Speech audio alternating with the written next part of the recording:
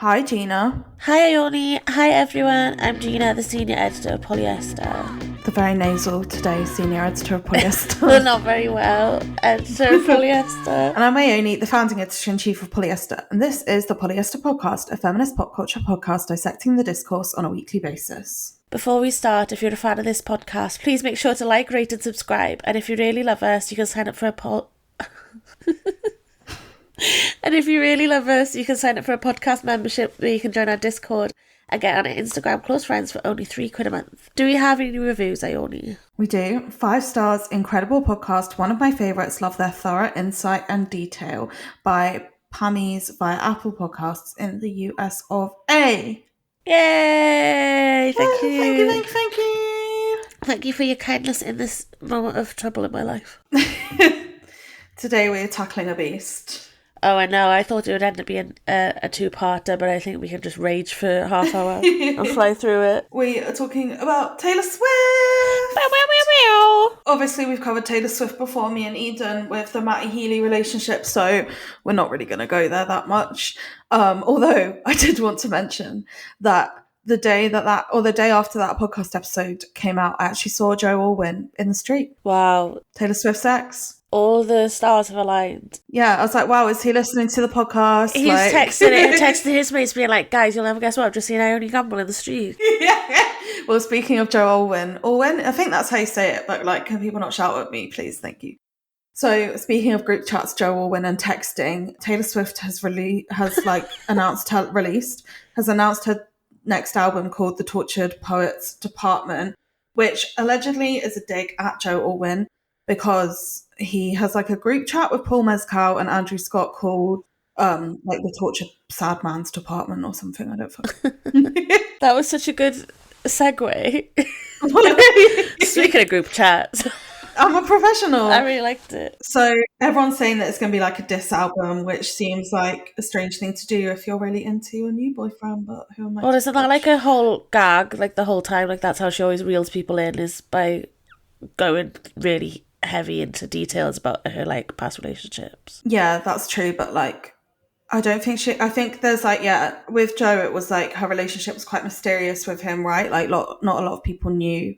And so now everyone's expecting the big drop on for him to be a cunt, but he is rallying against those allegations knowingly or unknowingly. He signed the letter for ceasefire in Gaza, and he's also been wearing an Artist for Ceasefire pin wherever he goes, which everyone is being like, well, there you go. He's obviously a good person then. Yeah, but she's going to do a song being like, he left his gloves at my house, what a cunt. And then all the girlies going to be posting like one glove that they've kept from like the ex-boyfriend for 5 years being like, she gets me. And in contrast, Taylor Swift has not spoken up in support of Palestine.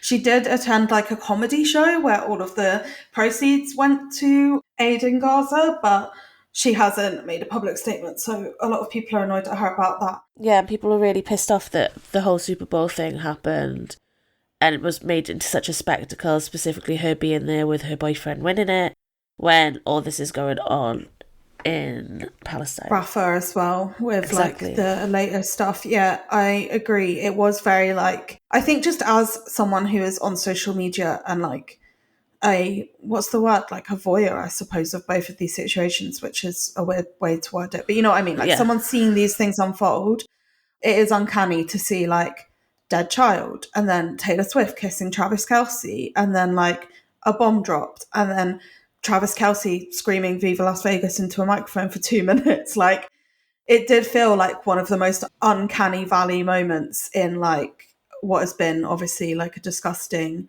display of humanity and what's happened. Yeah, I really don't blame the people who are like, this is a psyop, like this is them trying to distract us from it, like she's been enlisted in it. Like it does kind of like put me on edge, like either it just feels purposeful, like she's pointedly not speaking out and then she's got this big relationship and also this big album about an ex, so she doesn't have to, I suppose. Like she can just be like, oh, I'm dealing with all this emotional stuff, which is something that she's done her whole career to avoid. Talking on politics, like she's been very strictly apolitical for her whole time she's been in the limelight, pretty much, apart from I think she did like one thing against Trump, maybe. And then she had to speak out and endorse the Democrats and say that she wasn't a Trump supporter, because literally there was like such a groundswell of the right, like Trump supporting right wing, claiming her as their own kind of thing. And it got so big. I'm remembering that she did like a Netflix documentary, I think it was in 2016, where she was like, she had to like set the record straight or whatever.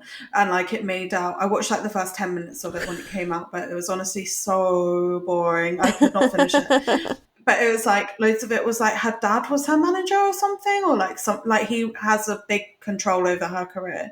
And he was being like, no, don't speak out, you have to be apolitical. And she was being like, please, I really want to support the Democrat.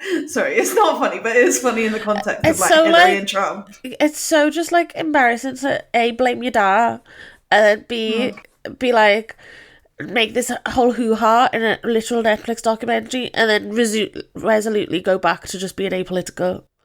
Like, I'd love to, but I can't because of my career. Like, no, the point is that because of your career, you should. As if she's not, like, one of the most, maybe the most famous person in the world. Like, I can't remember if it was a tweet. I feel like it was a tweet that you told me about that was like, how many times a day do you think of Taylor Swift against your will? That wasn't me, but that's an incredible tweet. Because the answer is hundreds. And I'm sorry for all of the listeners that we're making you partake yet again. But yeah, there's a really good tweet in your research that was like, I don't care either way about Taylor Swift. I'm Taylor neutral, like, and that makes me the best person on the internet. And I was thinking about it, I was like, I was very much that person until I started reading this research, and it really riled me up. And I was like, no, I think we are right to expect more from her. Like, she has got so much power and she actively seeks more. It's not like she's got this role as a celebrity and she shies away from it. Like, she's always gone on fucking massive world tours, winning a Grammy and announcing an album, like being on like I'm not saying she doesn't deserve to have a life, but she actively is seeking out more power and more limelight. So why isn't she using that spotlight for good? Yeah, that's true. And there's been other things, like obviously most recently is the Super Bowl and the silence on Palestine. But then people also got annoyed at her at the Grammys on a more lighter note, because she was just like toting Lana Del Rey around like she has a handbag or something. Like, have you seen the video where she's like, where's Lana? She's really nervous. And it's just like giving such weird mean girl energy. And then she drags Lana Del Rey on stage for Album of the Year, even though Lana was also up in that category and lost to Taylor Swift, which like I would be mortified and literally slap my friend around the face if they did that to me. Well, I won't then. I'll cancel that plan. And then she also ignored Celine Dion, which obviously everyone is saying is extremely rude, especially as Celine Dion is, she's sick, right? Yeah, she's got locked-in syndrome. Yeah, she's sick. She made a big effort to go present that award, and she's a legend, and she got ignored. And then there was like a hastily PR moment where they were hugging backstage. Yeah, everyone quick get a pic. She's hugging Celine. Yeah, and last but not least, and we're not going to go into it too much because I just feel like it's too much of a rabbit hole for us to even open up. There was like a New York Times op-ed that explicitly said that Taylor Swift was queer and like kind of like decrying her for being like so deep in the closet that she'll never get out. And then everyone was like, this is an insane projection. Like, a lot of people read into Taylor Swift lyrics and like, doesn't she have a thing called like Lavender something? And like everyone was... It's like, you're gay. It's so fan fiction universe, isn't it? Like, you just project whatever you want onto a celebrity. And I think the thing with Taylor Swift, and it says this in your research, is like she's such like a monoculture. Like, she hasn't like, nobody really knows what her personality is like. Nobody really knows like what her beliefs are. The only thing we know a lot about is her romantic relationships, which she's very vulnerable about, and she kind of offers that up instead of having to have like not a personality, that's mean, but of having to like give us like this crucial information that makes up what a woman is, makes up what a person is. And I would say, allegedly, we have heard very mixed things about Taylor Swift from people that have had contact with Taylor Swift herself. Yeah, and her gayness. I was speaking to her character, but sure.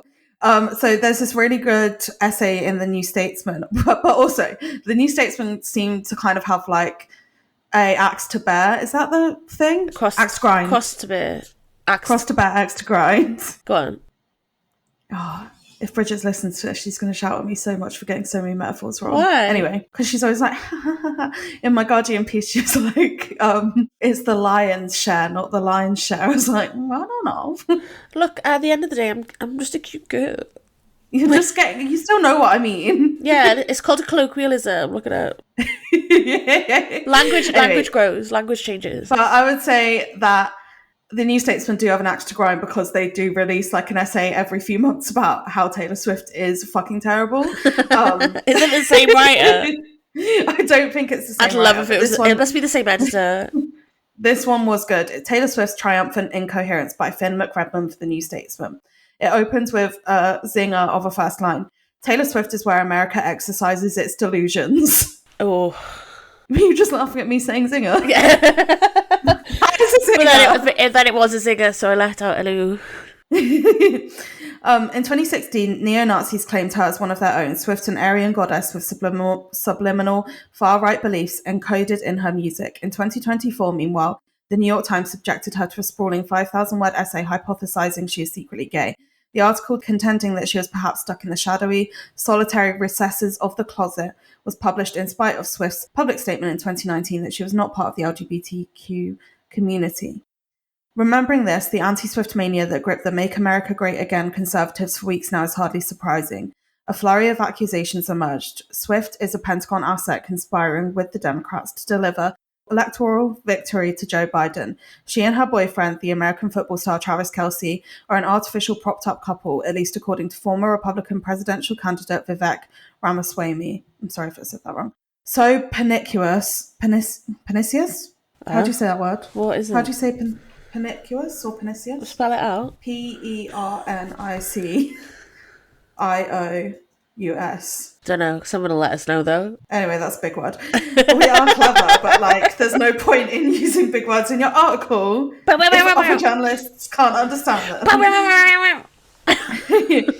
So something is her influence that Donald Trump's camp is prepared to wage holy war on Swift, that her boyfriend's team, the Kansas City Chiefs, won the Super Bowl last night, has done nothing to dispel these notions.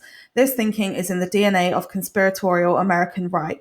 Pizzagate, the Great Replacement, a stolen election, and now a rigged fairy tale Super Bowl win. Swift, to them, is prejudice confirming, evidence of a malevolent higher power, a state much deeper than it appears. It's pernicious. It goes on to say, pernicious. Yeah.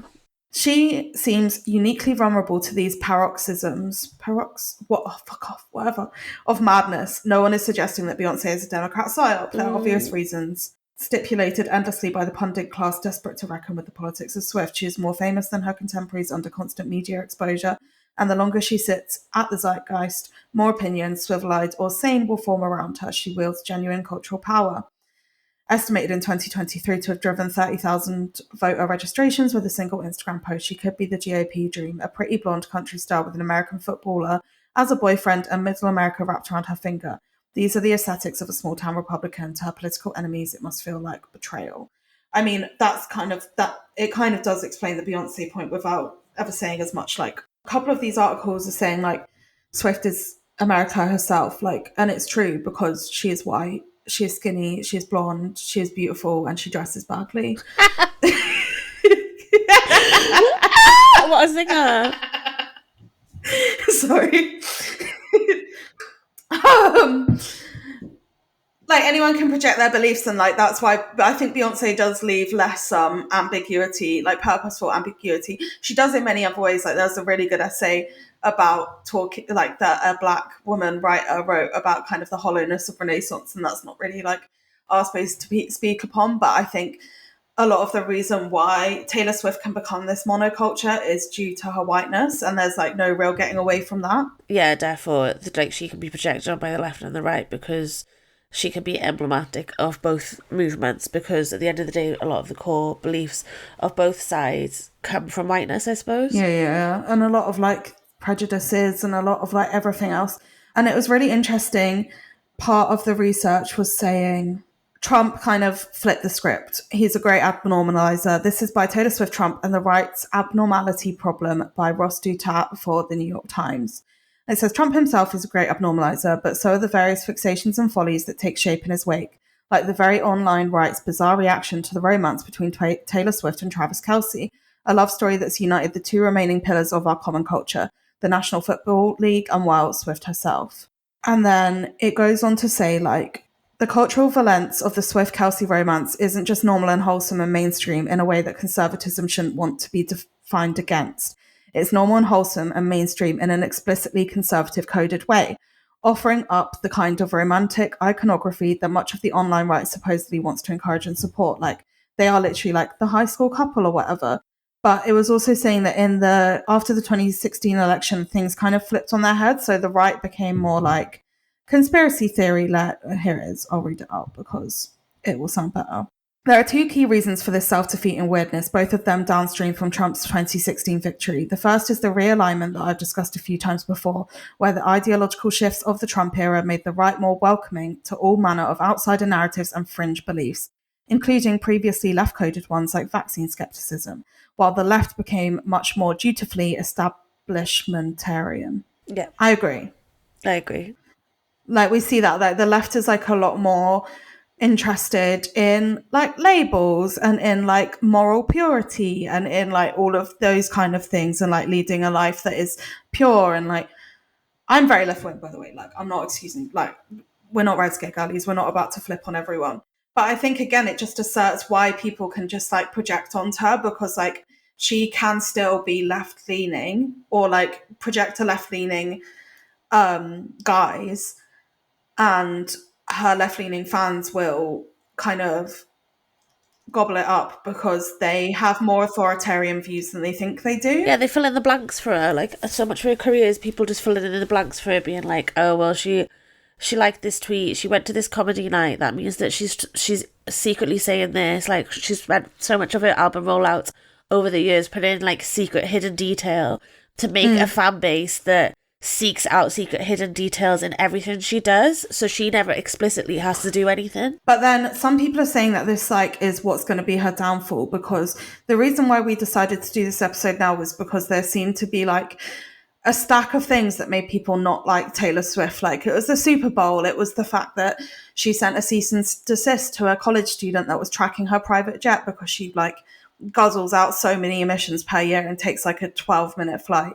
It was the Celine Dion thing. It was like her ex wearing this Artist for Ceasefire badge. It kind of like all stacked and felt like people didn't like Taylor Swift anymore, when usually like the left is quite sympathetic to her, pre-Matty Healy, I would say. Yeah. There's a really nice bit in one of the researches which is like, oh, I'm quite like, it makes me feel quite like an optimist about this new generation of fans that hold like the celebrities to account. Like, even like 5 years ago, like Taylor Swift fans would have just like rabidly, doggedly defended her, like getting the private jet or like bringing Lana on the stage and stuff, where it kind of feels like even like the most hardcore of Taylor fans are trying to be like, oh, she shouldn't be doing that. Yeah, and this writer who is Why Is Everything Suddenly Taylor Swift's Fault by Jennifer Weiner for the New York Times is kind of saying that by holding Taylor Swift accountable, they're probably living their lives in a more considered way and like wouldn't necessarily partake, not that we have the ability to get private jets or whatever,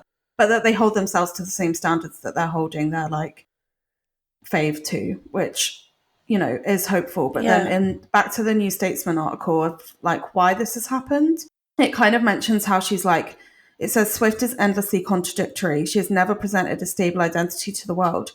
The shape-shifting has an upside for record sales. In this quest to pinpoint the source of her cultural endurance, one argument emerges above all else. Swift, ever the chameleon, turns a rarefied life into songs with universal appeal. She may sing of her girlhood in Pennsylvania, but she speaks to a feeling of adolescent and general angst in America. A lost scarf may be the motif of Swift's greatest heartbreak, but every young woman mourns something just as mundane. No matter what Swift does, she is a conduit for listeners' own psychological preoccupations. That's what I mean. Like, she's never given us any. She's just like a projection of so many different things. Like, but when you get like down to the bottom of it, like we don't know anything about her. We don't know anything about what she believes, and we also, I'm angry with her for not giving us anything. Like, I'm angry with her. I wasn't before. Now I'm like, you know what? Maybe I'll stop singing Love Story on karaoke now, because you've pissed me off, Taylor Swift. You've pissed me right off. I think also what propelled us to do this episode is that, like, I feel the Travis Kelce romance has, and Trump's interest in her, like he said that she's betraying him if she doesn't endorse him. Yeah, it was like betraying all the men who have gotten her to where she is, which is like insane. And apparently Biden is like secretly courting an endorsement. And I feel like this amount of exposure for her, as opposed to like the Matty Healy romance or the Jake Gyllenhaal stuff or like the 10-minute version or whatever, has like propelled her into such a different level of fame. Like in my group chat, my mum is sending Taylor Swift memes all the time. I think this was always her trajectory, though. This is like always where she wanted to be, because she's always sought out mega fame. Mega fame. Yeah. And that's the thing. So like, even though on the one hand, alt-right people are projecting this like far-fetched, obviously totally untrue conspiracy theory that her relationship is a psyop for the Democrats or whatever. On the other hand, like, other people can then be like, no, oh my God, that's so misogynist. She's a badass feminist. Yeah. Like, do you know what I mean? Like, it really pushes people to both the extremes, which is something else this article said. Jonathan Haidt suggests that sometime between 2011 and 2015, a great split in the United States revealed itself. The campus-born, identity-obsessed left on the one side, the MAGA new right on the other. A decade on, there exists a Democrat Party from between the progressive extreme and the moderate centre and the right, fully captured by the drain the swamp virtues of Trumpism. Taylor is tugged between these poles, not as her own person, but as a vector for America's existential angst. It is easily done to an artist without a robust persona. But she's done it to herself. That's the thing. Like, she's put herself in this position and she reaps the benefits as much as she has to deal with the consequences. Yeah, but I don't have sympathy for her at the end of the day. I've lost my sympathy for her. What was your sympathy before? I don't know, I was kind of like, wow, must be hard. Must be hard being pulled in all these directions. It's like, I think the interesting thing as well is that she does seem to do some like good things. Like, she pays her staff really well and she gives them like incredible bonuses. One of this article says like she put all the profits from her Eras tour back to the people that worked on it. Like, she does do some good things. Yeah, but it's like on those around her basis, not necessarily like her wider audience that she could utilise to make much bigger changes in the world. I think we will never know her heart. And also, we will never know her heart. That is true. But like, she made so much money off that tour, like in the billions, I think. And then she gave like all the staff like 100k bonuses. Like, that's like me giving everyone a tenner. I think also it just speaks to like kind of how depressing the celebrity and musical landscape is right now, that like such a huge person can become a signifier of culture itself is pretty like damning for culture itself, that we like the kids aren't liking, well, I'm sure they are, like, I don't want to be old man shakes fist at cloud, but like the fact that so much of our attention can be placed on one person and that she captures the attention of so many different groups of people, I think is like something we haven't really seen in our lifetime or since our adult lifetime. Yeah. Well, it's like, I suppose it always used to be boy bands, didn't it? And now it's a woman. Mm-hmm. And that's so great. I love feminism and I love women. What else did you have in your notes? There's a really good bit where someone's like, it was a really nice quote where someone said, an ethical billionaire is a contradiction in terms. I like that. I like that a lot. I wrote that down, jotted that down. And I was talking to you about she also has a history of like seeking out money, like, and going for her suing the person with the private jet isn't new. Like, there was a time when she sued like half of Etsy. Yeah, I don't have like the official statistics. I am exaggerating a little bit, but I think it was like when 1989 came out, and she like did like a clean sweep with like all her copyrights that she'd put in for the album, and like was like targeted like girls making bath bombs that were called like I'm Feeling 22, like sending them cease and desists and shit. And it's like, these women are probably doing that as a side hobby, like as a hustle, alongside working like whatever job they've got. You're literally like probably one of those people who makes like over £100,000 a minute just by farting about. Like, why is she so like doggedly like protective over her output if she is like a man of the people? Yeah, it's true. And I feel like it's hateful of the like young girls that literally like defend her to the end of days. Yeah, I saw someone like on the jet thing, people are being like, well, she's at that level of celebrity now, she lends her jet out to her mates. Yeah, like it's a privacy concern. She lends her jet out to her mates, like, you don't know the full story. I'm like, well, neither do you. Like, all I've got is the statistics, and the statistics aren't great, John. So I'm going to form an opinion based on that, and you can form an opinion on, like, this fucking made up personality you've made for this global superstar who's also a billionaire, who's never told you anything about herself in her life apart from that she is sad about breakups, which we all are.